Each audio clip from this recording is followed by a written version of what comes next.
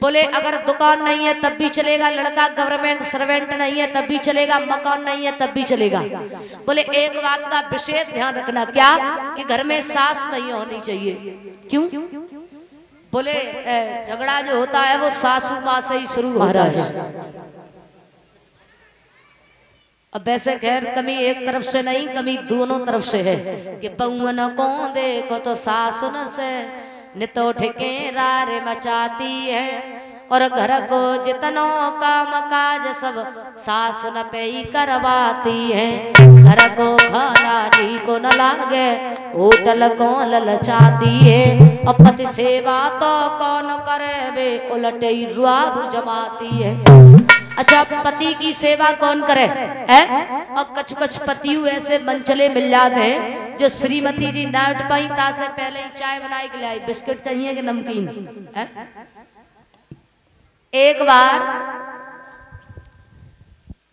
विवाह हुआ तो अच्छा पहले विवाह तो हो जाता था लेकिन विदाई नहीं होती थी, जिसे बोलते थे गौना।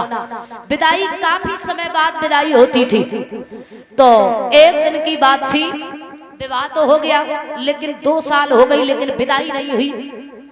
तो एक दिन लड़के ने माँ से कहा कि माँ हमें दुल्हन से मिलना है। बोले बेटा तो चले जाइए। माँ ने पहले ही पत्र भिजवा दिया, किसके पास? ससुराल में पत्र भिजवा दिया कि दामाद जी आ रहे हैं। अब वहां पर सभी तैयारियां हो रही हैं कि दामाद जी आ रहे हैं, सब तैयारियां। इधर माँ ने तैयार किया। बोले बेटा आप जो है ससुराल में जा रहे हो तो एक बात का ध्यान रखना, क्या? ससुराल में जा रहे हो तो केवल हाँ और ना में जवाब देना, ज्यादा बात मत करना क्योंकि ससुराल है, ज्यादा नहीं बोलना। और दूसरी बात यह है कि ससुराल में जा रहे हो तो कोई ऊंचा सा स्थान दिखाई पड़े उसी पे बैठना, नीचे मत बैठ जाना क्योंकि ससुराल है। बोले ठीक। माँ ने तैयार किया है और चले। अब जैसे ही चले तो उधर से ससुर जी उन्हें लेने के लिए आते हैं। कहा कि बेटा ये बताइए ट्रेन में कोई मुसीबत तो नहीं हुई? बोले हाँ। क्या मुसीबत हुई? बोले ना। अब उन्हें ये भी नहीं मालूम है कि कौन सी जगह पर हाँ बोलना है और कौन सी जगह पर ना बोलना है।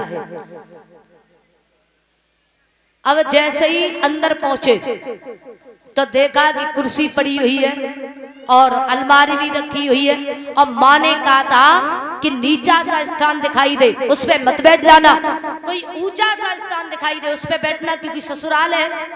तो जा करके जैसे तैसे उस अलमारी पे जा करके बैठ गई।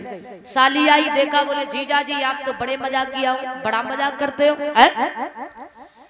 तो कहा कि भोजन कर लीजिए। अब साली ने ये समझा कि जीजा जी बड़े मजाकिया है, मजाक करते, भोजन कर लो। अब भोजन करने के लिए बैठे तो साली थाली में साग पूड़ी अचार लेकर के आई। भोजन करने के लिए बैठे। अच्छा अपने देहात में पूड़ियाँ होती हैं बड़ी बड़ी है और शहर में बनती छोटी छोटी। अब उन्होंने एक पूड़ी उठाई, साग लगाई और खाई। तो जो लोग वहां पर बैठे हुए थे वो हंसने लगे। तो पत्नी ने इशारा दिया कि एक पूड़ी को 2 भागों में डिवाइड करना है, एक पूड़ी को 2 बार में खाना है, 2 बार में खाओ। उन्होंने 2 पूड़ियां उठाई, साग लगाई, खाई। पत्नी ने फिर इशारा दिया कि 2 पूड़ियों को 4 बार में डिवाइड करना है, 4 बार में खाओ। अब उन्होंने 4 पूड़ी उठाई, साग लगाई, खाई, बड़ा मुंह हो गया। तो जो लोग वहां पे बैठे हुए थे वो सब हंसने लगे। अब पत्नी ने कहा कि हे भगवान ऐसे पति मिल गए, सर से हाथ लगाया।